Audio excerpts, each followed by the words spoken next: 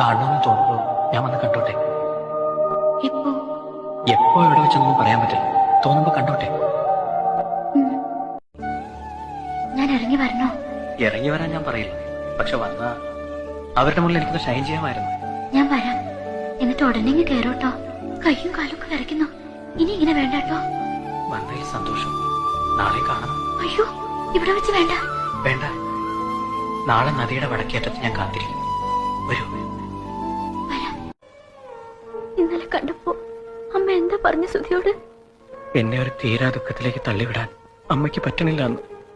ശരിയാ, അമ്മ പറഞ്ഞത് ശരിയാ. നമ്മളെ സ്നേഹിക്കുന്നവരെ നമ്മളെ വെറുക്കുമ്പോ അതൊരു തീരാ ദുഃഖം തന്നെയാ. സുധി, ഞാനൊരു കാര്യം ചോദിച്ചോട്ടെ? വെറുതെ നമുക്ക് പിരിയാം.